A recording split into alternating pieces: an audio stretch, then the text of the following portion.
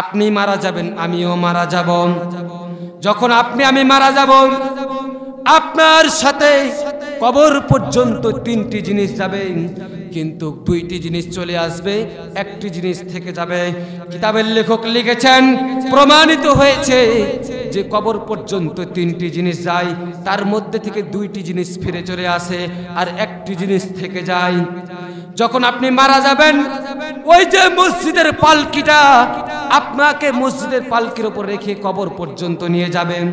কবরের ময়দানে যখন যাবেন, আপনাকে ওই পালকিটা আপনার সাথে যাবে। দ্বিতীয় নম্বরে আপনার আত্মীয় স্বজনরা যাবে, 3 নম্বরে আপনার আমলনামা যাবে। কিন্তু মসজিদের পালকিটা চলে আসবে, আপনার আত্মীয় স্বজনরা চলে আসবে, কিন্তু আপনার আমলনামা কবর পর্যন্ত, জান্নাত না যাওয়া পর্যন্ত ছাড়বে না। আল্লাহু আকবার। আরেকটি আয়াত তেলাওয়াত করেছি সূরা মুলুকের মধ্যে 2 নম্বর আয়াত। আল্লাহ পাক রব্বুল আলামিন বলতেছেন, আল্লাযী খালাকাল মাউতা ওয়াল হায়াতা লিয়াবলুয়াকুম আইয়ুকুম আহসানু আমালা ওয়া হুয়াল আজিজুল গফুর। মানুষকে আমি দুনিয়ার মধ্যে পাঠাইছি এই জন্য, তার পরীক্ষা শুরু, পরীক্ষা দেওয়ার জন্য মানুষকে দুনিয়ার মধ্যে পাঠানো হয়েছে। আমরা দুনিয়াতে, পৃথিবীতে পরীক্ষা দিয়ে থাকি। যারা পরীক্ষা দিয়েছেন সময় পান 2.5 ঘন্টা থেকে 3 ঘন্টা, এর মধ্যে আপনাকে একটা স্বাধীনতা দেওয়া হয়েছে। আপনি ইচ্ছা করলে আপনি লিখবেন, ইচ্ছা করলে আপনি নকশা ছাপাবেন, আপনি কেসা কানি লিখবেন, কিন্তু আপনাকে সেই সময় স্বাধীনতা দেওয়া হয়েছে। 3 ঘন্টা স্বাধীনতা দেওয়া হয়েছে। রেজাল্টের বেলা আপনি দেখবেন আপনার ফলাফল কি। এরকম ভাবে আল্লাহ পাক দুনিয়াতে মানুষকে পাঠাইছেন পরীক্ষা স্বরূপ। আপনাকে দুনিয়ার মধ্যে পাঠানো হয়েছে, আপনি যদি ভালো আমল করেন আল্লাহর কাছে আপনি জান্নাত পাবেন, আপনি যদি খারাপ আমল করেন আল্লাহর কাছে আপনি জাহান্নাম পাবেন। পরীক্ষা স্বরূপ আপনার ভালো আমলটা আল্লাহ পাক দেখবেন। সম্মানিত প্রিয় উপস্থিতি, আমরা দুনিয়াতে এসেছি ক্ষণস্থায়ী, চিরস্থায়ী নয়, আমাদেরকে চলে যেতে হবে। দেখেন না কত বাদশা, কত রাজা দুনিয়ায় এসেছে, ক্ষমতা দেখাইছে। তারা মনে করত যে দুনিয়াতে আমরা এসেছি, আমরা দুনিয়াতে চিরজীবন থেকে যাব, দুনিয়াতে আমরা ক্ষমতা পেয়েছি, এই ক্ষমতাকে আমরা চিরদিন ধরে রাখবো। কত বাদশা, কত রাজা এই দুনিয়াতে এসেছেন, আসার পর যখন তারা দুনিয়া নিয়ে ব্যস্ত হয়ে গেলেন, আল্লাহ পাক বলতেছেন, বান্দা তুমি দুনিয়া নিয়ে ব্যস্ত হয়ে যাও না, কারণ তোমাকে একদিন আমার কাছে ফিরে আসতে হবে। কত বাদশা আইলো, কত জমিদার আইলো, কত শক্তিশালী প্রভাবশালী মানুষ এলো, কত গরিব এলো, কত পরিশ্রমিক মানুষ এলো, সকলকে চলে যেতে হয়েছে। কিন্তু আসার একটি সিরিয়াল রয়েছে, যাওয়ার কোনো সিরিয়াল নাই। দেখেননি ফেরাউন নিজেকে আল্লাহ মনে করে দাবি করত, কিন্তু আল্লাহ পাক রব্বুল আলামিন তাকে লাঞ্ছিত করে দুনিয়া থেকে বিদায় করেছে। জোরে বলেন ঠিক কিনা? আওয়াজ দিয়ে বলেন ঠিক কিনা? আচ্ছা একটু জিকির করেন দেখি, লা ইলাহা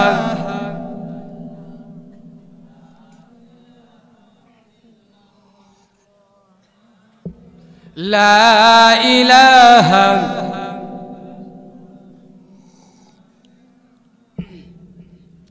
লা ইলাহা ইল্লাল্লাহু মুহাম্মাদুর রাসূলুল্লাহ সাল্লাল্লাহু আলাইহি সাল্লাম।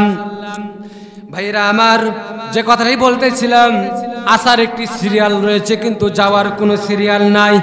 দেখা যায় বাবার চোখের সামনে সন্তানের লাশ চলে গেল, দেখা যায় দাদার চোখের সামনে লাতির লাশ চলে গেল, দেখা যায় সন্তানের চোখের সামনে বাবার লাশ চলে গেল, সন্তানের চোখের সামনে মায়ের লাশ চলে গেল। আসার একটি সিরিয়াল রয়েছে কিন্তু যাওয়ার কোনো সিরিয়াল নাই। বাইরে যেদিন এই দুনিয়া থেকে বিদায় নিয়ে চলে যাবে, যাদের জন্য এত কিছু করলা, যেই স্ত্রীর জন্য এত কিছু করলা, যেই সন্তানের জন্য এত কিছু করলা, যেই ভাই বোনদের জন্য এত কিছু করলা, যেদিন আপনি মারা যাবেন, যেদিন আপনি দুনিয়া থেকে চলে যাবেন, ওই সন্তান, এই ভাই আপনাকে, ওই সন্তান, এই বাবা আপনাকে কাদের মধ্যে নিয়ে ওই গোরস্থানের মধ্যে রেখে আসবে। যেই সন্তানের জন্য, যেই স্ত্রীর জন্য আপনি বাড়িটাকে সুন্দরভাবে সাজাইলেন, আপনি যদি এখনই মারা যান, ওই বাড়িতে আপনাকে আর 1 মিনিটের জন্য রাখা হবে না। আপনার স্ত্রী বলবে এই লাশটাকে দাফন করে দাও। আপনার নাম আর নাম থাকবে না, আপনার নাম আর আব্দুল খালেক থাকবে না, আপনার নাম আর আব্দুল জব্বার থাকবে না। আপনি যখনই মারা যাবেন তখন আপনার নাম হয়ে যাবে লাশ, আপনার নাম আর নাম থাকবে না। বাইরে এখনো যদি মারা যান, আপনার স্ত্রী আপনাকে দাফন করার জন্য ব্যস্ত হয়ে যাবে। যে স্ত্রীর কাছে আপনি 20টি বছর ঘুমাইছেন, ওই স্ত্রী বলবে আমি আর কাছে থাকতে চাই না, আমি ভয় পাই, আমি থাকতে চাই না। এই কথা বলে আপনাকে দাফনের জন্য ব্যস্ত হয়ে যাবে। ওই সন্তান বলবে তাড়াতাড়ি দাফন করে ব্যস্ত করো। আপনাকে লাশ বলে ডাকানো হবে, মসজিদের মাইকে এলান দিয়ে দেওয়া হবে আপনি লাশ হয়ে গেছেন।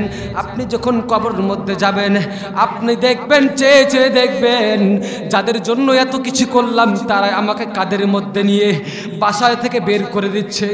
যাদের জন্য এত কিছু করলাম তারা আজকে আমাকে ওই মসজিদের খাটলাই নিয়ে আমাকে গোরস্থানের দিকে নিয়ে যাচ্ছে। যেই গোরস্থানে আমি দিনের মধ্যে যেতে ভয় পাইতাম, যেই গোরস্থানে আমি দিনের বেলায় সাপ বিচ্ছুকের ভয়ে দিনের বেলায় যেতাম না, আমি গোরস্থানের মধ্যে দিনের বেলায় যেতে ভয় পাইতাম, আজকে আমাকে একাই রেখে দেওয়ার জন্য ওই গোরস্থানে নিয়ে যাচ্ছে। আপনি চায়া দেখবেন, কোনো কথা বলতে পারবেন না, শুধু আপনার রুহটা দেখতে থাকবে যে আমার আত্মীয় স্বজন আমাকে গোরস্থানের মধ্যে নিয়ে যাচ্ছে। আপনি মনে করবেন আমার সাথে কিছু জন আছে, এরপরে দেখবেন আপনাকে গোরস্থানের মধ্যে কবরের মধ্যে নামাচ্ছেন। আপনি চেয়ে দেখবেন যে মনে হয় তারা আমাকে রেখে চলে যাবে না, আমার সাথে 2 জন সাথী রয়েছে। এরপরে আপনি চেয়ে দেখবেন যে যেই 2 জন মানুষ আমার সাথে ছিল, ওই 2 জন মানুষ লাভ দিয়ে কবর থেকে উঠে চলে আসলো। একটু পরে চেয়ে দেখবেন যে তারা হয়তো বা উঠে গেল, কিন্তু এখনো তো আমি দুনিয়ার আলো দেখতে পাচ্ছি। এরপরে আপনি চেয়ে দেখবেন যে আমার উপরে কিছু বাঁশ দিচ্ছে। এরপরে বাঁশ দেওয়ার পর আপনি দেখবেন কিছু অল্প অল্প করে আমার কবরের মধ্যে আলো আসতেছে। এরপরে চেয়ে দেখবেন যে আমাকে আচ্ছাদন মাটি দিচ্ছে। এরপরে আপনি মনে করবেন হয়তোবা তারা আমাকে এমনিতে এর কি করতেছে, কিন্তু তারা যখন ওই কবর থেকে যখন মাটি দিয়ে আপনার যখন আত্মীয় স্বজন যখন হাঁটতে শুরু করবে, 40 কদম যখন দিয়ে দেবে, আল্লাহ পাকের ফেরেশতা চলে আসবে। আসার পর আপনাকে প্রশ্ন করবে মান রব্বুকা মান দীনুকা মান নবিয়ুকা। যদি আপনি ইমানদার হয়ে থাকেন, আপনি প্রশ্নের উত্তরে আপনি সাথে সাথে বলবেন রব্বি আল্লাহ। দ্বিতীয়তে বলবেন মান নবিয়ুকা, আমার নবী বিশ্ব নবী জনাবে মুহাম্মদুর রাসূলুল্লাহ। তৃতীয় নম্বর বলবেন দ্বীনুল ইসলাম, আমি ইসলাম ধর্মের মানুষ। এই কথা বলে আপনি কবরের উত্তর দিয়ে দিবেন। যদি কবরের উত্তর আপনার ঠিক হয়ে যায়, তাহলে পরে আল্লাহ পাক রব্বুল আলামিন আপনার কবরটাকে জান্নাতের বাগান বানায় দিবে। ফেরেশতারা বলবে ও আল্লাহর বান্দা, তোমার চোখ যতদূর পর্যন্ত যায় ততদূর পর্যন্ত তোমার কবরটাকে আমি প্রশস্ত করে দিলাম। এই দিকে তাকাও, এই দিকে তাকাও, এই দিকে তাকাও, এই দিকে তাকাও, ওপর দিকে তাকাও, নিচ দিকে তাকাও। তোমার চোখ যতদূর পর্যন্ত যাবে ততদূর পর্যন্ত তোমার কবরটাকে আমি প্রশস্ত করে দিলাম। আর যদি আপনি বেঈমান হয়ে মারা যান, তাহলে পরে কবরের মধ্যে যখন চলে যাবেন, আপনাকে প্রশ্ন করা হবে মান রব্বুকা মান দীনুকা মান নবিয়ুকা। আপনি উত্তরে বলবেন হা হা লাদরি, আমি কিছুই জানি না, আমি কিছুই জানি না। কবরের ফেরেশতা বলবে এই আল্লাহর গুনাহগার বান্দা, নফরমান বান্দা, দুনিয়াতে আল্লাহর কত নিয়ামত পান করেছ, কত নিয়ামত ভোগ করেছ, কিন্তু আজকে তুমি কবরের মধ্যে কবরের প্রশ্ন দিতে পারো নাই। 2 মাটি 2 কবরের মাসির পাপ এমন জোরে চাপ মারবে, পাঁজরের হাড্ডিগুলো চরমর চরমর করে ভেঙে দিবে। এই সময় এমন জোরে চাপ মারবে, 1টি নয় 2টি নয়, কিতাবের মধ্যে এসেছে ৭০ থেকে ৯৯টি সাপ আপনার আমার কবরের মধ্যে দিয়ে দেওয়া হবে। ওই সাপের এত পরিমাণ বিষাক্ত সাপ, ওই কবরের মধ্যে সাপগুলো এত পরিমাণ বিষাক্ত, ওই সাপ যদি দুনিয়ার জমিনে যদি একটিবার শ্বাস নিত, নিঃশ্বাস নিত, তাহলে পরে কবরের জমিনে, এই জমিনে কোনোদিন ঘাস পালা জন্ম নিত না। তাদের বিষ এত পরিমাণ। মারা যাবেন। আপনি যখন মারা যাবেন যদি বেঈমান হয়ে যান, আপনার সাথে সাথে জাহান্নামের আগুন আপনার কবরটা ঘেরাও করবেন। এই জন্য কবরের একটি কিতাবের মধ্যে এসেছে, কবরের মধ্যে যখন আপনি বেঈমান হয়ে যাবেন, আপনার তখন থেকে নিয়ে শুরু হয়ে যাবে আযাব, তখন থেকে নিয়ে আযাব শুরু হয়ে যাবে কিয়ামত পর্যন্ত আপনার কবরে আযাব হতে থাকবে। দিন যতই যাবে আপনি আপনার কথা আর কেউ মনে রাখবে না। স্ত্রী হয়তোবা একদিন কাঁদবে, 2 দিন কাঁদবে, এর হয়তো বেশি 1 সপ্তাহ, তার থেকে বেশি 1 মাস কান্না করবে, তারপরে সে আপনাকে ভুলে যাবে। আপনার সন্তানরা আপনারা ভুলে যাবে, আপনার জমি জায়গা নিয়ে তারা ব্যস্ত হয়ে যাবে।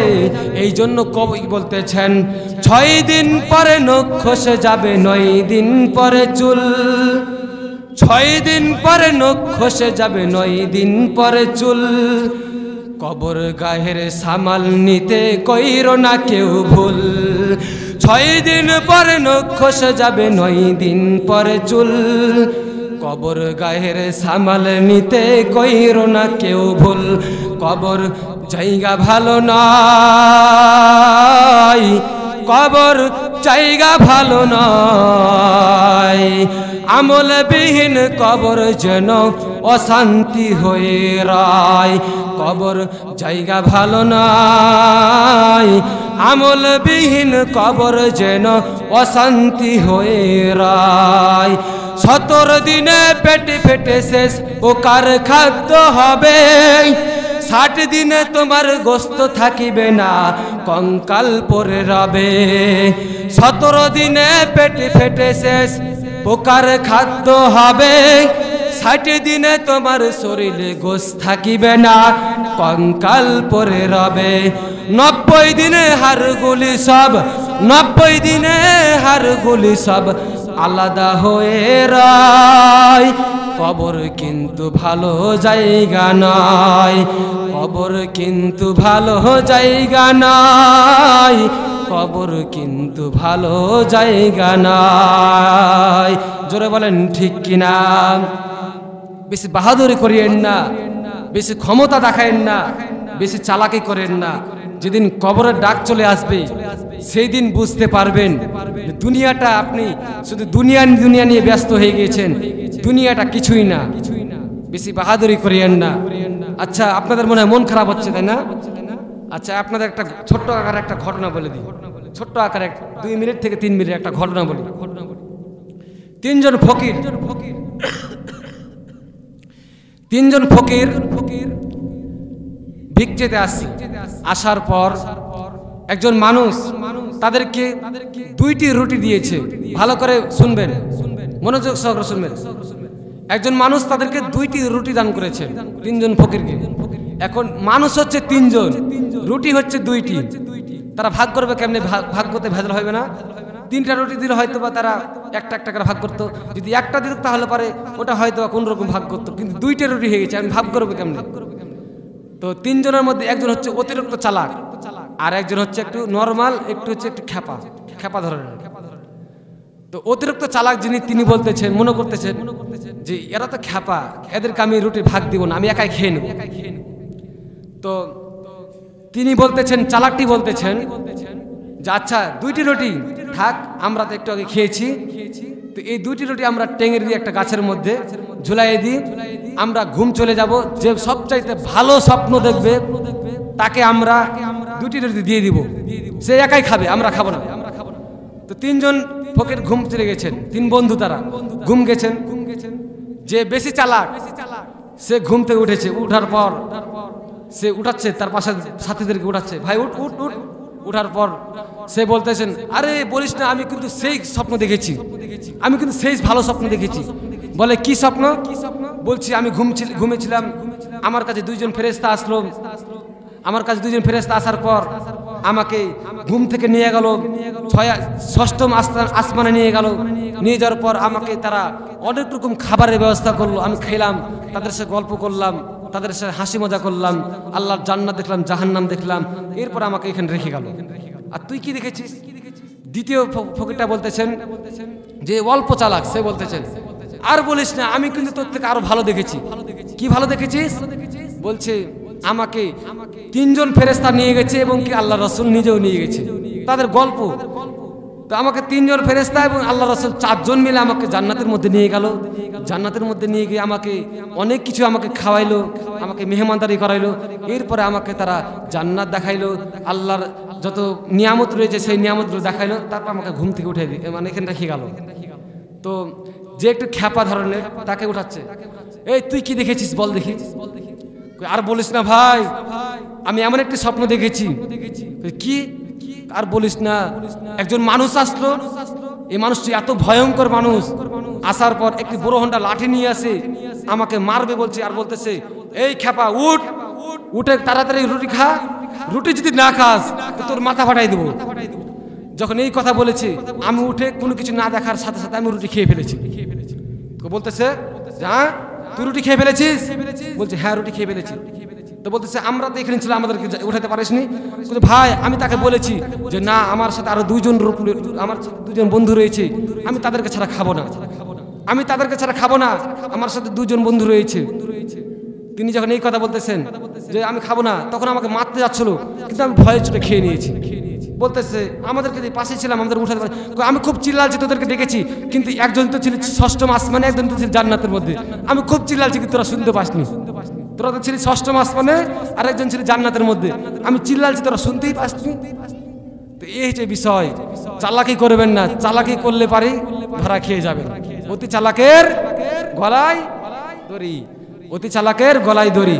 চালাকি করবেন না, চালাকি বেশি দিন সয় না। যারা চালাকি করে আল্লাহ পাক তাদেরকে চালাকের মধ্যে থেকে তাদের গলায় কিন্তু দড়ি লাগাই দেয়।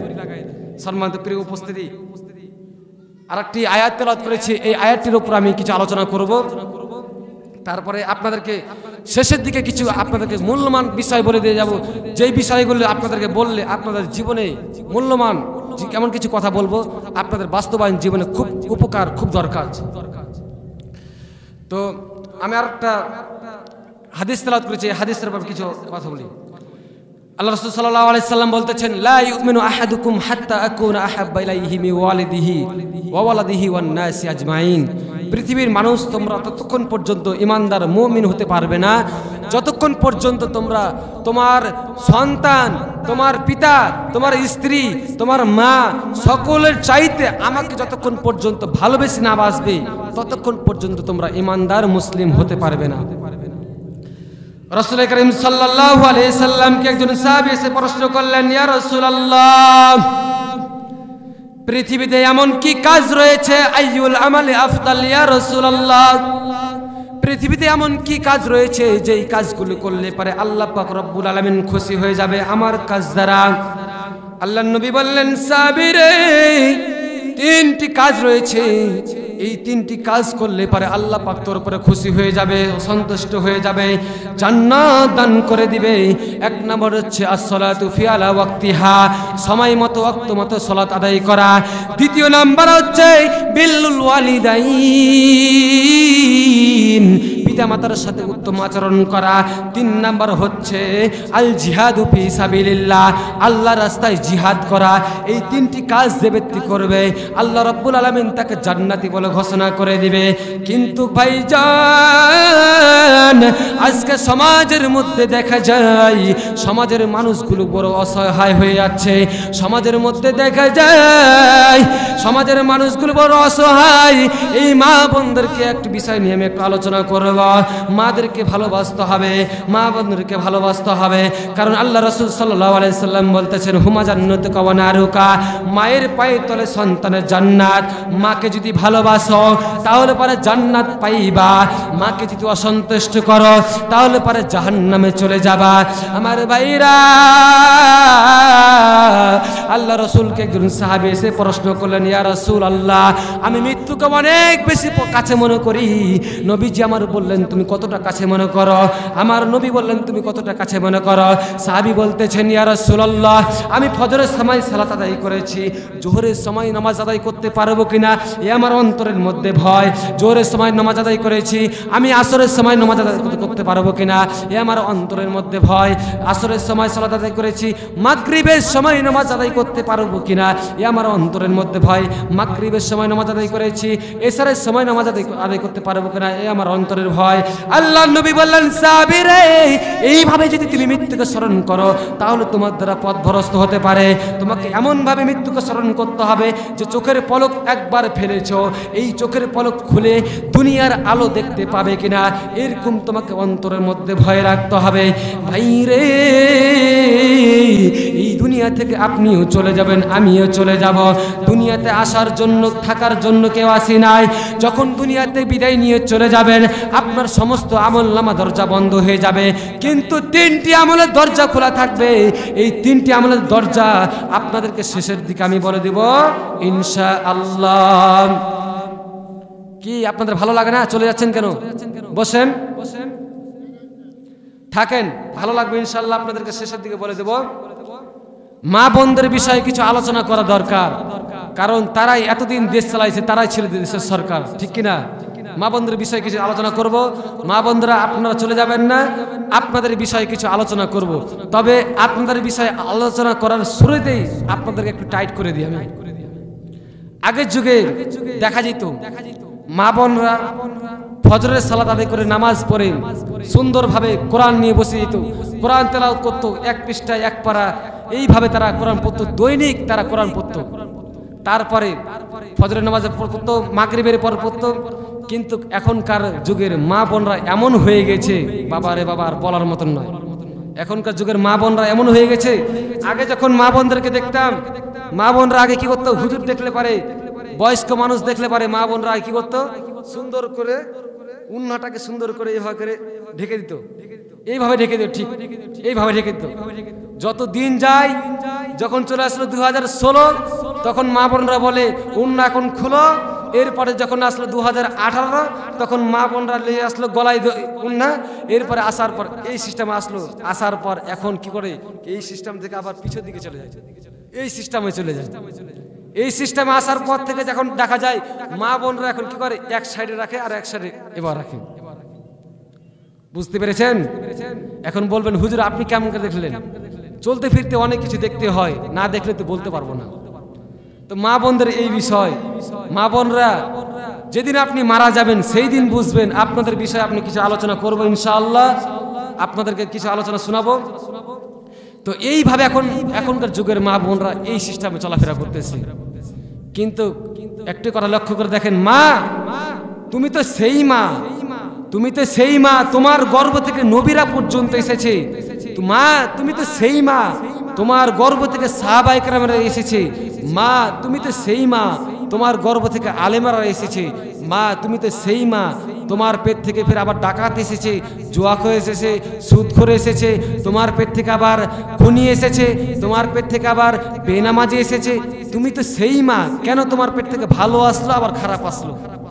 তোমার মতো মা ছিল আম্মাজান খাদিজা রাদিয়াল্লাহু তাআলা আনহু, তোমার মতো মা ছিল আম্মাজান ফাতেমা রাদিয়াল্লাহু তাআলা আনহু, তোমার মতো মা ছিল আসিয়া রাদিয়াল্লাহু তাআলা আনহা, তোমার মতো মা ছিল হযরত আসিয়া রাদিয়াল্লাহু তাআলা আনহা। মা তাদের জীবনী কেমন ছিল আর তোমার জীবন কেমন হয়ে গেল? সম্মানিত প্রিয় উপস্থিতি, মাদের বিষয়ে একটু আলোচনা করি। আপনাদের মন খারাপ করবেন? মাদের বিষয়ে একটু আলোচনা করি, তারপরে আবার আমি ফিরে আসতেছি আপনাদের জন্য। ও মা,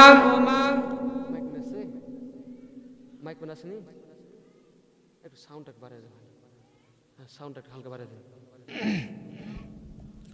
ও মা, তোমাদের বিষয়ে একটু কথা না বললেই নয়। মা গো, কেউ মন খারাপ করে চলে যাবেন না, বাড়াই দেন, বাড়াই দেন। ও মা, তোমাদের মতো মা ছিলেন হযরতে ফাতেমা রাদিয়াল্লাহু তাআলা আনহা। তিনার চরিত্র কেমন ছিলেন, তিনার ব্যবহার কেমন ছিলেন, একটু লক্ষ্য করে শুনি গো মা। কানটা খাড়া করে দিলের কানটা দিয়ে শুনবেন। মা, তোমার মতো মা ছিল হযরতে ফাতেমা রাদিয়াল্লাহু তাআলা আনহা। তিনি যখন দুনিয়ার মধ্যে ছিলেন, যেদিন তিনি দুনিয়া থেকে বিদায় নিয়ে চলে যাবেন, ওই দিন হযরতে আলীকে ডাক দিয়ে বলতেছেন, প্রাণের স্বামী, আজকে আমি দুনিয়া থেকে বিদায় নিয়ে চলে যাব।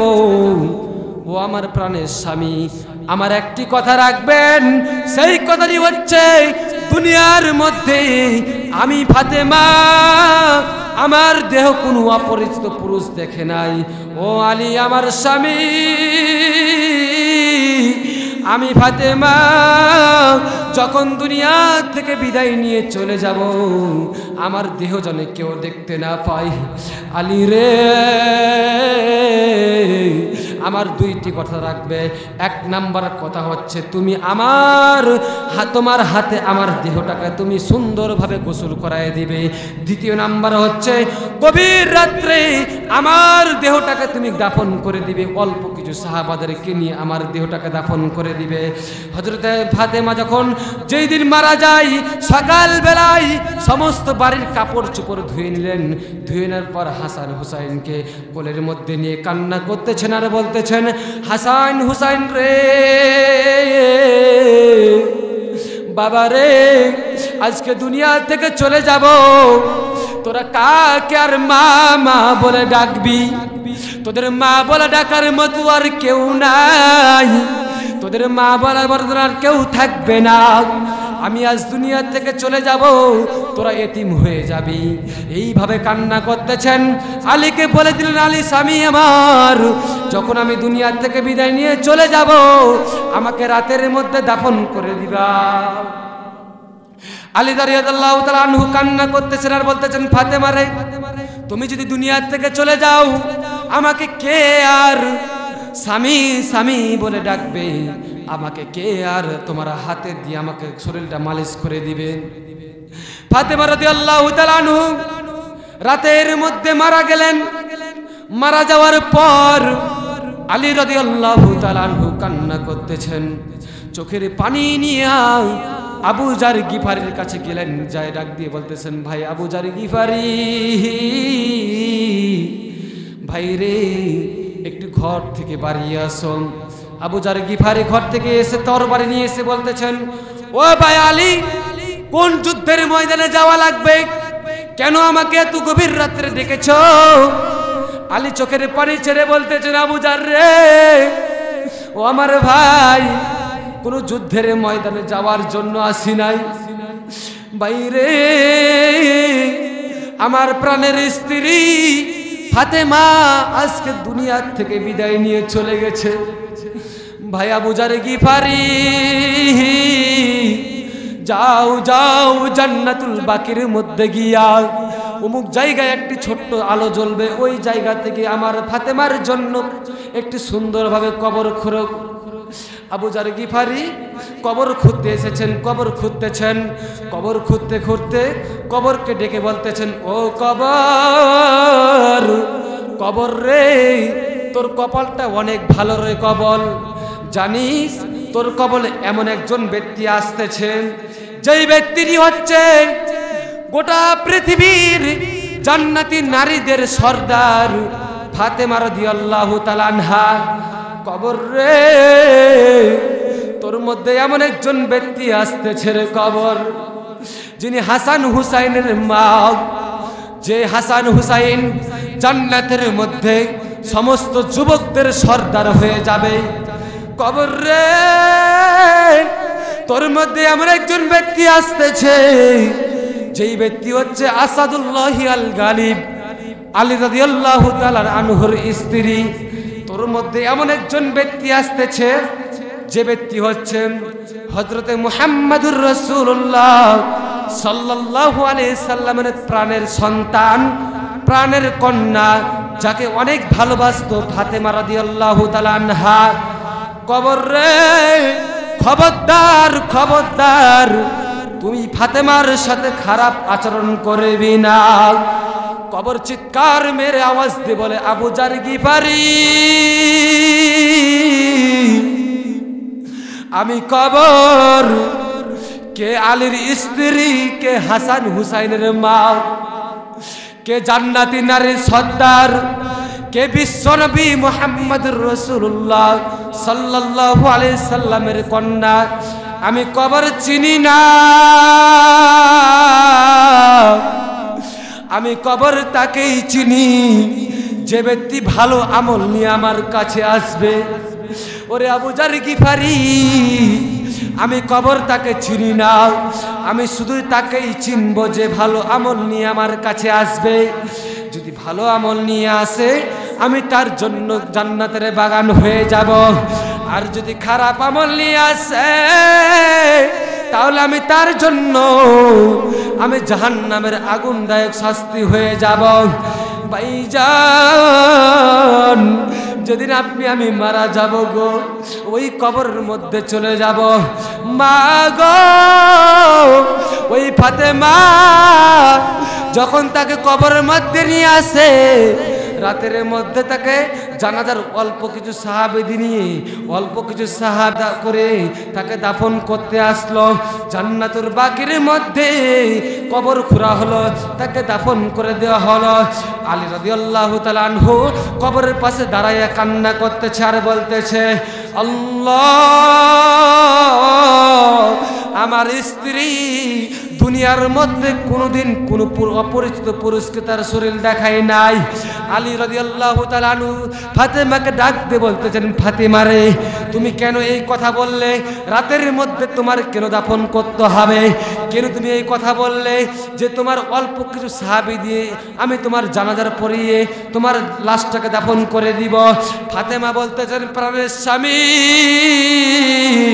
দুনিয়াতে অপরিচিত পুরুষ আমার দেহ দেখে নাই। যখন মানুষেরা আমার দেহটা দেখবে তখন তারা অনুভব করবে যে ফাতেমা, নবীর মেয়ে ফাতেমা, সে এতটুক লম্বা ছিল, সে এতটুক লম্বা ছিল, সে এতটুক মোটা ছিল, সে এমন খাটো ছিল, সে এমন চিকন ছিল। তারা অন্তর দিয়ে তারা অনুভব করবে। না না না, আমি সেই অনুভব করতে দিব না। ও আমার প্রাণের স্বামী, আমাকে রাতের মধ্যে দাফন করে দিবে, কারণ মানুষ যেন আমার দেহটা পর্যন্ত না দেখতে পায়। মা গো, ওই ফাতেমার মতন মা তো তুমি। ও মা, আজকে ফাতেমার মতো মা হইয়া রাস্তায় ঘাটে চলো, অপরিচিত মানুষ তোমাকে কত রকম ভাবে দেখে।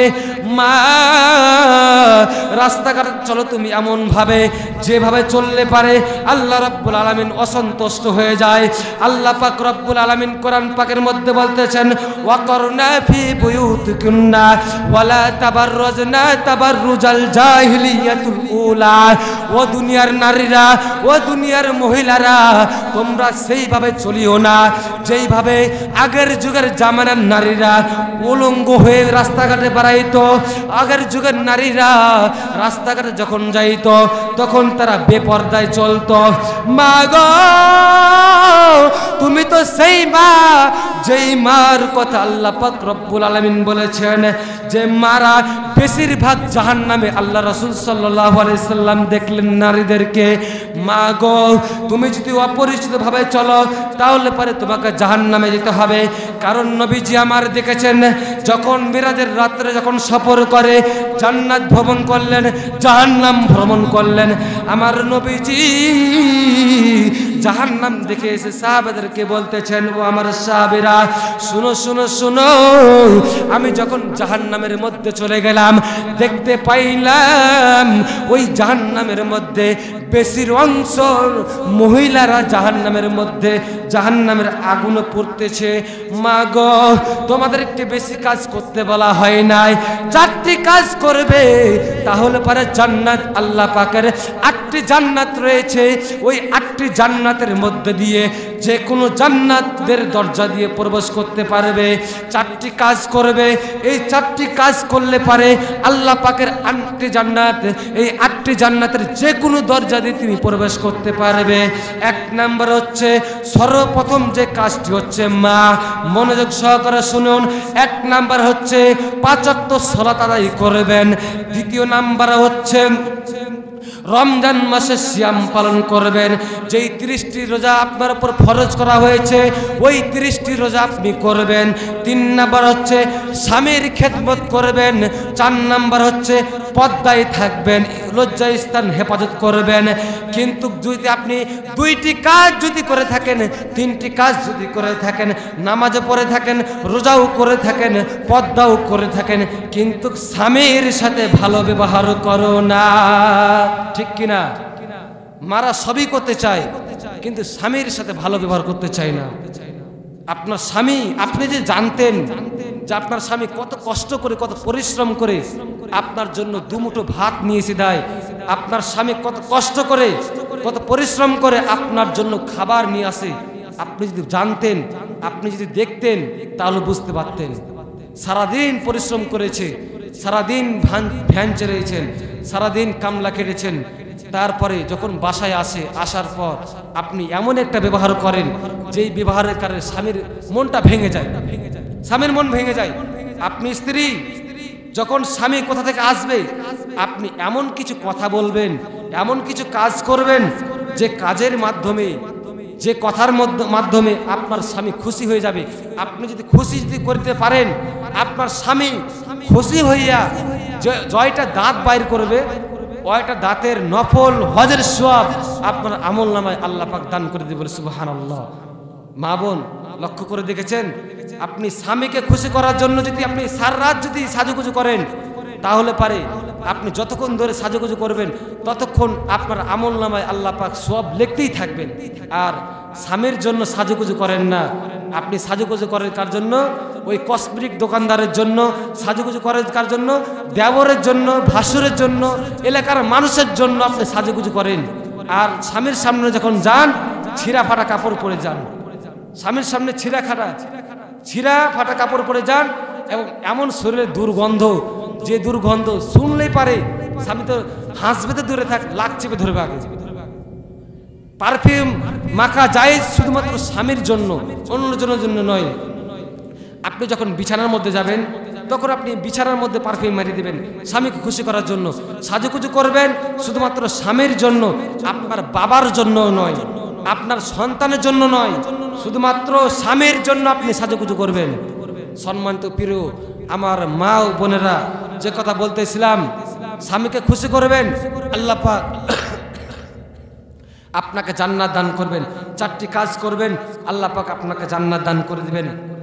সম্মানিত প্রিয় উপস্থিতি, যে তিনটি কথা বললাম, যে তিনটি কাজ আল্লাহ পাকের কাছে সবচাইতে বেশি প্রিয়, এক নাম্বার হচ্ছে আস-সালাতু ফি আলা ওয়াক্তিহা, সময় মতো নামাজ আদায় করতে হবে। দ্বিতীয় নাম্বার হচ্ছে বিল্লুল ওয়ালিদাইন, পিতামাতার সাথে উত্তম আচরণ করতে হবে। তিন নাম্বার হচ্ছে আল জিহাদু ফি সাবিলিল্লাহ, আল্লাহর রাস্তায় জিহাদ করতে হবে। যখন আপনি জিহাদ করবেন, তখন আপনার শরীর থেকে যে রক্তগুলো পড়বে, এই রক্তগুলো আল্লাহর কাছে সবচাইতে বেশি দামি। জিহাদ করে যদি আপনি শহীদ হয়ে যান, তাহলে শহীদদের মর্যাদা আল্লাহ পাক এত বেশি দিয়েছেন, এত বেশি দিয়েছেন, যারা শহীদ হবে তাদেরকে, তাদের জানাজার নাই, তাদের কিতাব নাই, হিসাব নাই, তাদেরকে সেইভাবে দাফন করে দেন, শহীদরা বিনা হিসাবে আল্লাহ পাকের জান্নাতে চলে যাবে, সুবহানাল্লাহ। সম্মানিত প্রিয় উপস্থিতি, তাই আমাদেরকে জিহাদ করতে হবে, জিহাদ করে আমাদেরকে শহীদ হতে হবে। আর শহীদ যদি হতে পারেন, আপনার মৃত্যুর সময় বিন্দু পরিমাণ কষ্ট হবে না। আমি বললাম না, মৃত্যুর সময় মানুষের খুব কষ্ট হয় মুনাফিকদের জন্য, কিন্তু আপনি যদি জিহাদ করেন, যদি শহীদ হন, একটা পিঁপড়া যদি আপনার হাতে কামড় দিলে যেই পরিমাণ কষ্ট হয়, আপনি যখন জিহাদ করে যখন শহীদ হবেন, ওই সময় পিঁপড়ার কামড় যেমন কষ্ট, তার থেকে আরো বেশি কষ্ট নিয়ে আপনি দুনিয়া থেকে বিদায় নিয়ে চলে যাবেন। দেখা যায় আপনার শরীরে তরবারি দিয়ে হোক আর অন্য অন্য অস্ত্র দিয়ে হোক আঘাত করা হয়, দেখা যায় রক্তের পর রক্ত বয়ে যাচ্ছে, হাত কেটে যাচ্ছে, পা কেটে যাচ্ছে, কিন্তু যখন আপনি শহীদ হয়ে যাবেন, পিঁপড়া কামড়ালে যেমন ব্যথা হয়, তার থেকে কম ব্যথা নিয়ে আপনি দুনিয়া থেকে বিদায় নেবেন, সুবহানাল্লাহি ওয়া বিহামদিহি। দ্বিতীয় নম্বর হচ্ছে বিল্লুল ওয়ালিদাইন, পিতামাতার খেদমত করতে হবে। পিতামাতার যদি খেদমত না করেন, তাহলে জান্নাত পাবেন না। আল্লাহ রাসূল সাল্লাল্লাহু আলাইহি সাল্লাম বলতেছেন, হুমা জান্নাতুকা ওয়া নারুকা, পিতামাতার পায়ের তলে সন্তানের জান্নাত, পিতামাতার পায়ের তলে সন্তানের জাহান্নাম। সম্মানিত প্রিয় উপস্থিতি, মায়ের এবং বাপের খেদমত করতে হবে। রাসূল সাল্লাল্লাহু আলাইহি সাল্লাম বলতেছেন, কেন তোমরা এই মায়ের খেদমত করবে, কেন তোমরা এই মায়ের তোমরা সেবা করবে, যত্ন নিবে? একটু একটু লক্ষ্য করে শুনি। আল্লাহ রাসূল সাল্লাল্লাহু আলাইহি সাল্লাম মসজিদে নববীতে বসে আছেন, বিশাল এক সমাবেশের মধ্যে বসে আছেন। এমন সময় মসজিদে নববীতে বসে আছেন, সাহাবীদেরকে নিয়ে আলোচনার মধ্যে ব্যস্ত আছেন। একজন বৃদ্ধ মহিলা ওই মসজিদে নববীর দিকে এগিয়ে আসতেছেন। বৃদ্ধ মহিলাকে দেখিয়া আল্লাহ রাসূল সাল্লাল্লাহু আলাইহি সাল্লাম বসা থেকে দাঁড়ায় গেলেন। যখন বসা থেকে দাঁড়ায় গেলেন, সাহাবী অবাক হয়ে গেলেন। বৃদ্ধ মহিলা পাশে আসলেন, আসার পর ওই বৃদ্ধ মহিলার জন্য চাদরটি বিছাই দিলেন। চাদরে বিছার পর তাকে বসতে দিলেন। এরপরে বৃদ্ধ মহিলা কথাবার্তা শেষ করে যখন সেখান থেকে বিদায় নিয়ে চলে যায়, আল্লাহ রাসূল সাল্লাল্লাহু আলাইহি সাল্লাম আবার বসে থেকে দাঁড়ায় গেল।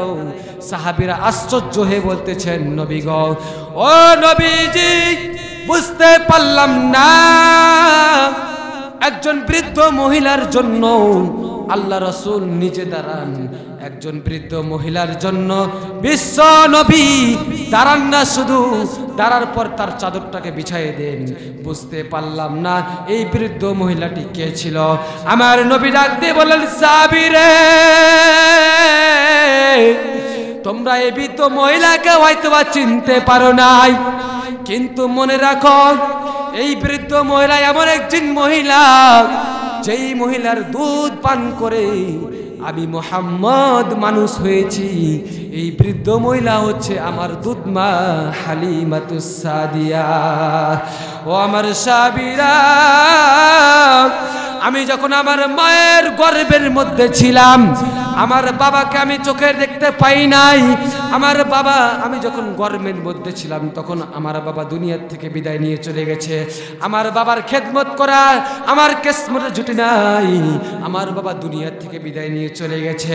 যখন আমি দুনিয়ায় আসলাম 6 বছর বয়সে, আমার মা দুনিয়ার থেকে বিদায় নিয়ে চলে গেছে। আবার মায়ের খেদমত করা আমার কিসমতে জুটে নাই। সাহাবীরে, যার কোলে আমি মাথা রেখে ঘুমাইছি, যার দুধ পান করে আজকে আমি যুবকে পরিণত হয়েছি, ও আমার সাহাবীরা, সেই দুধ মা হালিমাতুস সাদিয়া। চিৎকার দিয়ে বলি আল্লাহু আকবার। একটু জিকির করি লা ইলাহা, আওয়াজ দিয়ে জিকির করি লা ইলাহা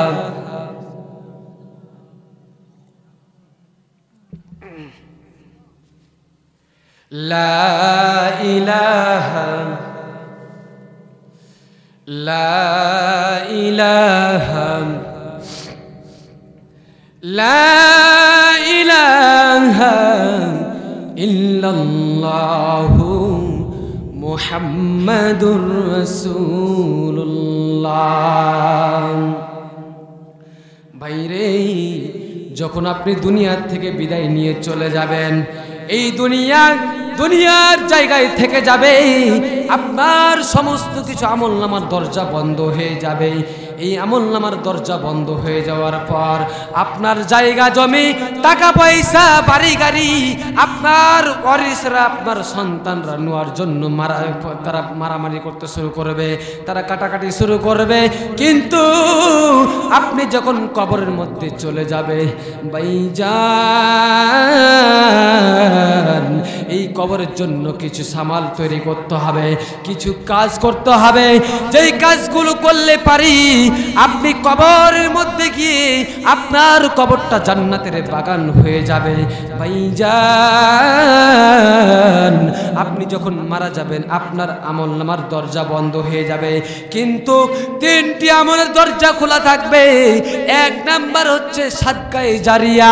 আপনি যদি সাদকায়ে জারিয়া দুনিয়ার মধ্যে করে যেতে পারেন, তাহলে পারে আপনি দুনিয়া থেকে বিদায় নিয়ে চলে যাবেন।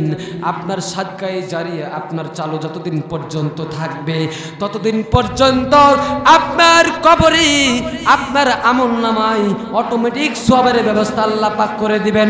সাদকায়ে জারিয়া কাকে বলা হয়? সাদকায়ে জারিয়া তাকেই বলা হয় আপনি দুনিয়াতে এমন কিছু কাজ করে গেলেন, দুনিয়াতে এমন কিছু কাজ করে গেছেন যেই কাজটি হচ্ছে দীর্ঘমেয়াদী, যেই কাজটি হচ্ছে অনেক দিন টিকে আছে। যেমন ধরেন এই মসজিদে আপনি কিছু দান করলেন, একটা বস্তা সিমেন্ট দান করলেন, একটি ইট দান করলেন, আপনি এই মসজিদে কোনো কিছু দান করলেন, এই দানটি যতদিন পর্যন্ত টিকে থাকবে ততদিন পর্যন্ত আপনি দুনিয়া থেকে বিদায় নিয়ে চলে যাবেন, কিন্তু আপনার কবরে আপনার অটোমেটিক সবে চলে যেতে থাকবে। সাদকায়ে জারিয়া এমন একটি দান, এই দানটি হচ্ছে এমন একটি দান, যদি রাস্তার মধ্যে আপনি যদি একটা টিউবওয়েল পুঁতে দেন, ওই টিউবওয়েল যতদিন পর্যন্ত টিকে থাকবে মানুষের উপকার হবে, ততদিন পর্যন্ত আপনার আমলনামায় অটোমেটিক সবের ব্যবস্থা হয়ে যাবে। আপনার যদি কোনো দান আপনি করে গেছেন, যেই দানটি দীর্ঘমেয়াদী, এমন কিছু দান করে গেছেন, ওই দানটি যতদিন পর্যন্ত টিকে থাকবে ততদিন পর্যন্ত আপনার আমলনামায় আল্লাহ পাক রব্বুল আলামিন অটোমেটিক সবের ব্যবস্থা করে দিবেন।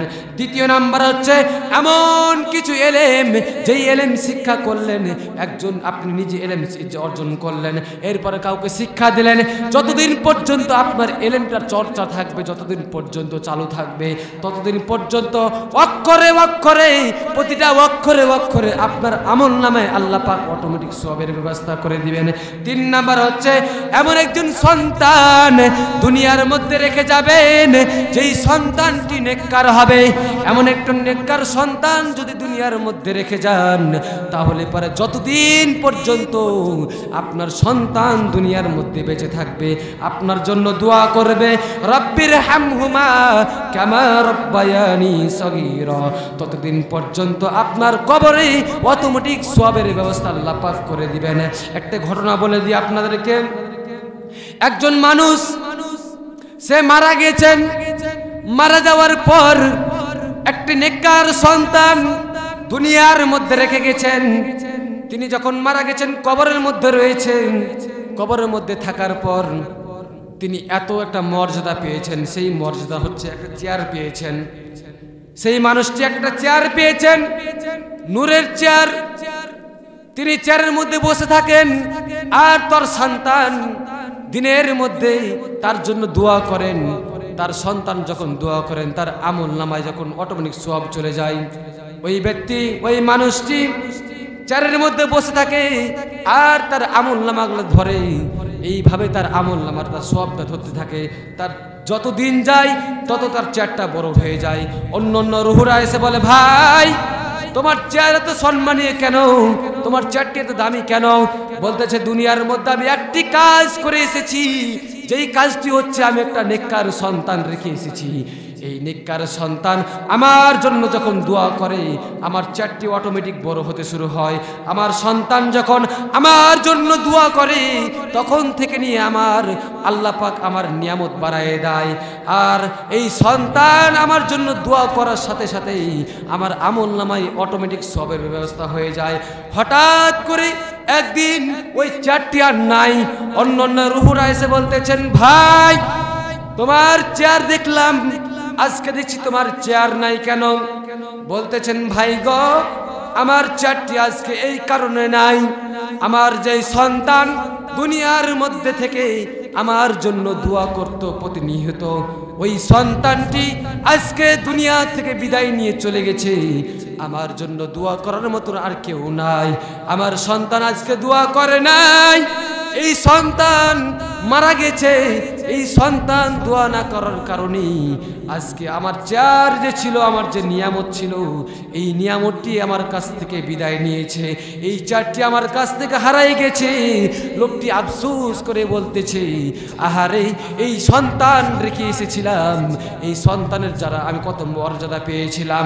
দুনিয়ার মধ্যে যদি আরো দুইটি কাজ যদি আমি করে আসতে পারতাম, এই দুইটি কাজ যতদিন পর্যন্ত চালু থাকবে ততদিন পর্যন্ত আমার সম্মানীয় চেয়ারটা থেকে যেত, আমার সম্মানীয় চেয়ারটা আজকে হারাইতো না। মানুষটি আফসোস আফসোস আফসোস করতে থাকবে, কিন্তু আফসোস করে আর কোনো লাভ হবে না। আমার ভাইরা, আজকে দুনিয়াতে বেঁচে আছো, এই দুনিয়ার থেকে বিদায় নিয়ে চলে যাব। দুনিয়ার থেকে যেদিন বিদায় নিয়ে চলে যাব, সেই দিন আফসোস করে আর কোনো লাভ হবে না, সেই দিন পস্তায় আর কোনো লাভ হবে না। তাই সময় থাকতে সময়ের মর্যাদা দাও, সময় থাকতে সময়ের মূল্য দাও। দাও।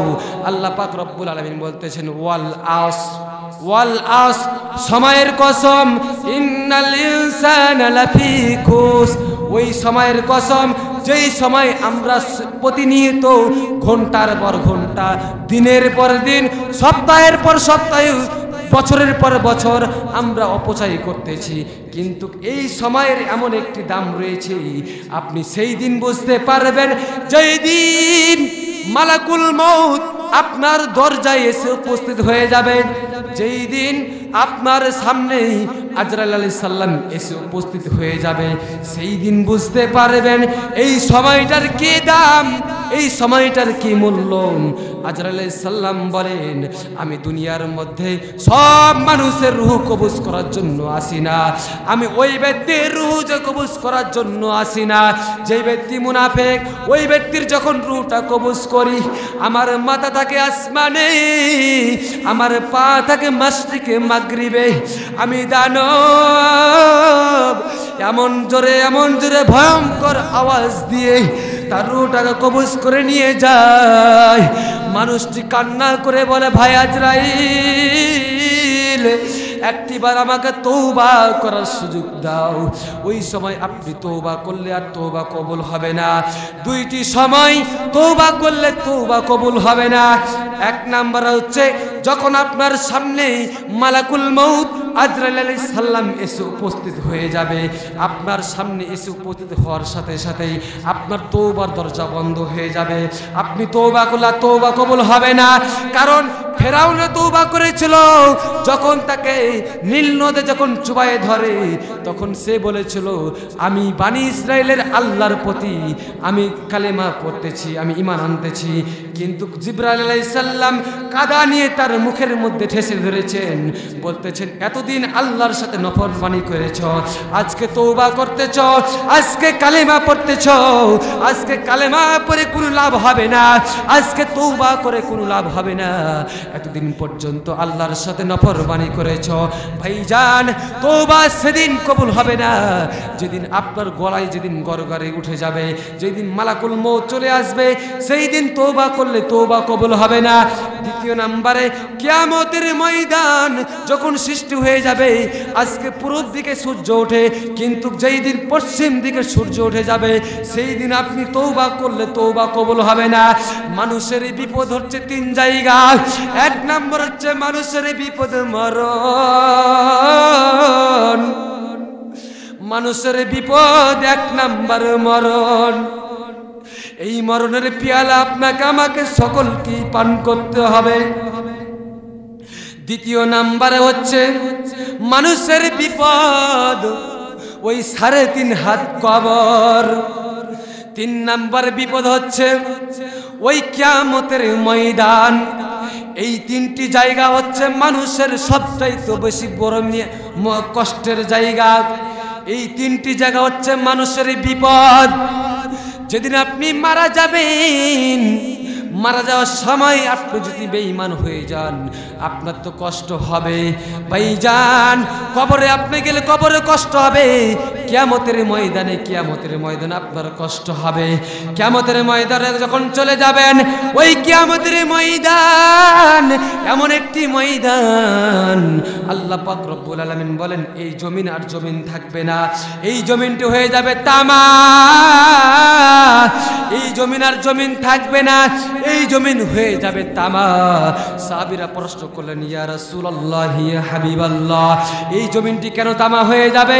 এই জমিনটি পিতল হতে পারে, এই জমিনটি তো লোহা হতে পারে, এই জমিন কেন তামা হয়ে যাবে?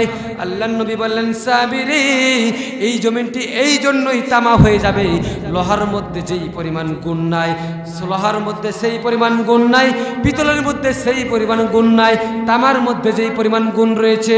লোহার এক পাশ যদি গরম করা হয়, অন্য পাশ গরম হবে না। পিতলের এক পাশ গরম করলে অন্য পাশ গরম হবে না। কিন্তু যদি তামা যদি গরম করা হয়, এক পাশ গরম করলে চতুর্পাশ তার গরম হয়ে যাবে, সমস্ত তামা গরম হয়ে যাবে, এই জমিনটা হয়ে যাবে তামা। এত গরম হয়ে যাবে, মানুষের পায়ের মধ্যে জুতা থাকবে না।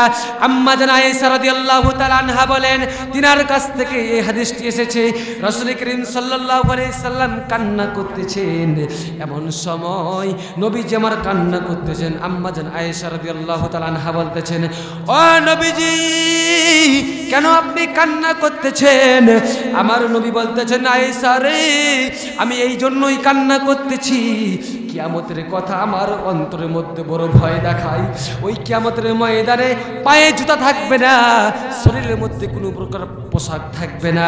আয়েশা রাদিয়াল্লাহু তাআলা আনহা বলতেছেন, নবীজি গো, যদি শরীরের মধ্যে পোশাক না থাকে তাহলে আমরা নারী, আমাদের শরীরের মধ্যে পোশাক থাকবে না, আমরা তো পুরুষের সাথে উঠব। ও নবীজি, আমাদের কি শরম হবে না? আমাদের কি লজ্জা লাগবে না?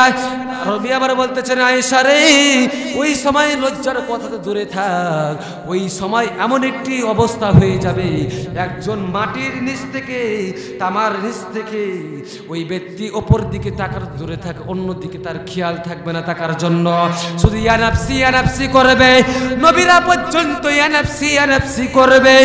নবীজি আমার বলতেছেন, আয়েশা রে, শুধু তাই নয়, মাথার এক হাত অথবা 1.5 হাত উঁচাই সূর্য চলে আসবে, যেই সূর্যের তাপ আমরা দুনিয়ার মধ্যে সহ্য করতে পারি না, ওই সূর্য মাথার 1 হাত উপরে চলে আসবে। আসার পর এমন ভাবে তাপমাত্রা দিবে, মানুষের মগজগুলি ভাতের মারির মতন টক। উম্মতরা যখন 5 ওয়াক্ত সালাত আদায় করতে গিয়ে উজু করেছে, ওই উজুর পানি হাতের মধ্যে দিয়েছে, মুখের মধ্যে দিয়েছে, হাতের কুনি পর্যন্ত দিয়েছে, পায়ের টাকনু পর্যন্ত পানি ঠেকাইছে। ওরে আয়েশা, পানি মাথা মাসাহ করেছে, কান মাসাহ করেছে। আয়েশা রে, কিয়ামতের ময়দানে আমার উম্মতদের চেহারাগুলি যেই জায়গায় উজুর পানি লেগেছে, ওই জায়গা বিজলি যেমনে চমকায় ওইভাবে চমকাতে থাকবে। আয়েশা রে, একটি যদি 100টি উটের যদি একটা দল থাকে, ওই উটের দলের মধ্যে 100টি উট, তার মধ্যে থেকে 99টি উট হচ্ছে কালো, ওই 99টি উট হচ্ছে কালো। শুধুমাত্র একটি উট যদি সাদা হয়, ওই 99 উটের মধ্যে থেকে একটি উট সাদা উটটিকে খুঁজতে যেমন অসুবিধা হয় না, তেমনটি ভাবে আমার উম্মতদেরকে খুঁজতে আমার অসুবিধা হবে না। আয়েশা রে, আমি আমার উম্মতদেরকে ধরে ধরে একটা একটা করে টেনে টেনে আমার উম্মতদেরকে জান্নাতের মধ্যে ভরাই দিব। আল্লাহ নবী বলেন, আয়েশা রে, এই উম্মতদেরকে আমি যখন জান্নাতের মধ্যে দিয়ে দিব, অন্য অন্য উম্মতদেরকে তখন অন্য উম্মতরা তখন তাদের কাছে যাবেন। আদম নবীর উম্মতরা আদম আলাইহিস সালামের কাছে যাবে, তিনি বলবেন, ও উম্মতরা, আজকে আমি বিপদের মধ্যে পড়ে গেছি, আমার দ্বারা সম্ভব নয়, যাও যাও তোমরা নূহ আলাইহিস সালামের কাছে চলে যাও। নূহ আলাইহিস সালামের কাছে চলে যাবে, নূহ আলাইহিস সালাম বলবে, আমার কাছে সম্ভব নয়, তোমরা মুসা আলাইহিস সালামের কাছে চলে যাও। মুসা আলাইহিস সালাম বলবেন, আমার দ্বারা সম্ভব নয়, তোমরা ইব্রাহিম আলাইহিস সালামের কাছে চলে যাও। ইব্রাহিম আলাইহিস সালাম বলবেন, আমার দ্বারা সম্ভব নয়, তোমরা ঈসা আলাইহিস সালামের কাছে চলে যাও। ঈসা আলাইহিস সালামের কাছে যাওয়ার পর ঈসা আলাইহিস সালাম বলবেন, আমার দ্বারা সম্ভব নয়, তোমরা মুহাম্মদুর রাসূলুল্লাহ সাল্লাল্লাহু আলাইহি সাল্লামের দরবারে চলে যাও। আমার নবী প্রত্যেকটা উম্মত করে হাতে হাতে ধরে ধরে জান্নাতের মধ্যে নিয়ে যাবে। জোরে জোরে বলি সুবহানাল্লাহ। ওই কিয়ামতের ময়দানে কঠিন সময় 7 শ্রেণীর মানুষকে আল্লাহ পাক আরশে ছায়া দান করবে। 1 নাম্বার হচ্ছে ওই ব্যক্তিকে, যেই ব্যক্তি হচ্ছে নাইপারণ শাসক, নাইপারণ শাসককে আল্লাহ পাক আরশে ছায়া দান করবে। 2 নাম্বার হচ্ছে ওই যুবককে, যেই যুবক অবস্থায় আল্লাহর ইবাদত করেছে। 3 নাম্বার হচ্ছে ওই যুবককে, যে যুবক আল্লাহকে নীরবে ভয় করে। 4 নাম্বার হচ্ছে ওই মানুষকে আল্লাহ পাক জান্নাতে আরশে ছায়া দান করবে, যে আল্লাহকে ভালোবাসার জন্য মানুষকে ভালোবাসে, আল্লাহর জন্য অন্যকে ভালোবাসে। 5 নাম্বার হচ্ছে দানকারী ব্যক্তিদেরকে আল্লাহ পাক জান্নাতের মধ্যে আরশে ছায়া দান করবেন। 6 নাম্বার হচ্ছে ওই ব্যক্তিকে আল্লাহ পাক জান্নাতের মধ্যে আল্লাহ পাক আরশে ছায়া দান করবেন। 6 নাম্বার, যে ব্যক্তি কোনো ভেজাল করে না, যে ব্যক্তি কোনো মাপে ভেজাল দেয় না, ওই ব্যক্তিকে আরশে ছায়া দান করবেন। 7 নাম্বার হচ্ছে আল্লাহ পাক ওই ব্যক্তিকে আরশে ছায়া দান করবে, যে ব্যক্তি কিয়ামতের ময়দানে আরশে ছায়া দান পাবে, ওই ব্যক্তি যে ব্যক্তি হচ্ছে বন্ধুকে ভালোবাসে, আলেম ওলামাদেরকে ভালোবাসে শুধুমাত্র আল্লাহর জন্য। তাহলে ভাইরা আমার, আল্লাহর যদি আরশে ছায়া পেতে হয় তাহলে পরে আমাদেরকে দান করতে হবে। ও মা বোনেরা, দান করতে হবে। যদি আপনি এই মসজিদে দান করে যান তাহলে পরে আপনি মরে যাবেন, আপনার সমস্ত আমলনামার দরজা বন্ধ হয়ে যাবে, কিন্তু আপনার সাদকায়ে জারিয়া এই দানটি আপনার কিয়ামত পর্যন্ত যতদিন পর্যন্ত টিকে থাকবে ততদিন পর্যন্ত আপনার কবরে অটোমেটিক সবের ব্যবস্থা আল্লাহ পাক করে দিবে। তাই আমাদেরকে দান করতে হবে। দান করতে হবে কিনা? দান করতে হবে। ভাইরা আমার, বাবাজিরা, এই মসজিদে দান করলে পারে যতদিন মসজিদে টিকে থাকবে, মানুষের নামাজ আদায় করবে, ততদিন পর্যন্ত আপনার আমল নামায় আপনি দুনিয়ার থেকে চলে যাবেন, আপনার আমল নামায় আল্লাহ পাক অটোমেটিক সবের ব্যবস্থা করে দিবেন। মাইক খুলে দিয়েছে নাকি? কানা আওয়াজ আসছে না? মাইকটা ভালো করেন, মাইক আলা ভাই, মাইকটা ভালো করেন। তো দান করলে পারে আপনার মৃত্যুর পরে আপনার কবরে অটোমেটিক সওয়াবের ব্যবস্থা হয়ে যাবে। আম্মা জান, মা যারা থেকে আছেন আজকে আমার কথা শুনতে পাচ্ছেন, বিশ্বনবী সাল্লাল্লাহু আলাইহি সাল্লাম যখন দানের যখন চাদর বিছাইছেন, মহিলারা হাতের বালা, নাকের ফুল, গলার মালা এগুলো খুলে খুলে তারা দান করে দিয়েছেন ইসলামের জন্য। মা, কেউ না দান করে যাবেন না, আপনি মারা গেলে সবই পরে থাকবে। ওই স্বামীর ঘরে এসেছেন, সুন্দর একটি শাড়ি পরে এসেছেন, কিন্তু মারা গেলে পারে আপনাকে সাদা কাপড় পরে দুনিয়া থেকে বিদায় নিতে হবে। মা, অতএব এই মসজিদের জন্য দান করে যাবেন, আপনার দানটি আল্লাহ পাক কবুল করবে ইনশাআল্লাহ। তো আসেন দেখি, আমি দেখতে চাই, অনেক মানুষ ছিল এখনো আছেন, আমি আপনাদের মধ্যে থেকে দেখতে চাই 10টি মানুষ, আশারে মুবাশশারা 10 জন মানুষ আল্লাহর জান্নাতের সার্টিফিকেট দুনিয়ার মধ্যে পেয়েছিলেন। আমি 10টি মানুষ দেখতে চাই। এমন কিন্তু 10টি মানুষ রয়েছে 1000 করে দান করবেন মসজিদের জন্য, 1000 করে দান করবেন, আল্লাহ পাক আপনার দানকে সাদকায়ে জারিয়া হিসাবে কবুল করবে, এবং 1000 করে দান করবেন। এই দানটি আপনার আল্লাহ পাক কিয়ামত পর্যন্ত টিকে থাকার ব্যবস্থা করে দিবেন। আমি মুসাফির আপনার জন্য দোয়া করে দেব ইনশাআল্লাহ। মুসাফিরের দোয়া কবুল হয় না, 3 জন ব্যক্তির দোয়া কবুল হয় আল্লাহ পাকের কাছে। এদের দোয়া আল্লাহ পাক কোশ্চেন কালে ফেরত দেন না। 1 নম্বর হচ্ছে পিতামাতা, 2 নম্বর হচ্ছে মাজলুম, 3 নম্বর হচ্ছে মুসাফির দোয়া করার সাথে সাথেই আল্লাহ পাক তার দোয়া কবুল করে নেন। ভাই, আমি 10 জন ব্যক্তি দেখতে চাই 1000 করে টাকা। কারা কারা যায় দেখি হাত তোলেন। কোন কোন আল্লাহর বান্দা রয়েছেন? মাহফিলের প্রধান অতিথি হাসিম চেয়ারম্যান 2000 টাকা দান করেছেন। মারহাবা, আল্লাহ তার দানটাকে কবুল আর মঞ্জুর করি বলে আল্লাহুম্মা আমিন। রব্বুল আলামিন, সে যে উদ্দেশ্যে যে নিয়ত করে দান করেছে আল্লাহ তার নিয়তটাকে তুমি পূরণ করে দাও বলে আল্লাহুম্মা আমিন। আল্লাহ তার দানটাকে কবুল করে নাও। 10 জন ব্যক্তি ভাই দেখি আপনারা কে কে আছেন, 1000 করে 10 জন ব্যক্তি, কেউ মাহরুম করবেন না। দেখি হাত তোলেন। মোহাম্মদ হাকিম ভাই 1000 টাকা দান করেছেন। আল্লাহ তার দানটাকে কবুল আর মঞ্জুর করে নাও। যদি পিতামাতা দুনিয়াতে থাকে নেক হায়াত দান করে দাও রব্বুল আলামিন। তোমার বান্দারা দান করতেছে, আল্লাহ যারা দান করতেছে রব্বুল আলামিন তুমি মেহেরবান, তুমি দান কবুল করে নাও। মোহাম্মদ আমান ভাই 500 টাকা দান করেছেন, আল্লাহ তুমি কবুল আর মঞ্জুর করে নাও। আল্লাহ তার দানটাকে কবুল আর মঞ্জুর করিয়ে নাও। বাবুল তুমি সবাই করে যান। মোহাম্মদ বাবুল ভাই আচ্ছা মাশাআল্লাহ। মোহাম্মদ বাবুল ভাই এই মসজিদের জন্য 100 টাকা দান করেছে, আল্লাহ তার দানটা কবুল আর মঞ্জুর করে দাও। বাকাডাঙ্গের আশির ভাই 200 টাকা দান করেছে, আল্লাহ তার দানটা কবুল আর মঞ্জুর করে নাও বলে আল্লাহুম্মা আমিন। কই মোটা অঙ্কের কই? আপনারা হাত তোলেন। 1000 করে টাকা দেখি, হাত তোলেন না ভাই, 1000 করে দেখি।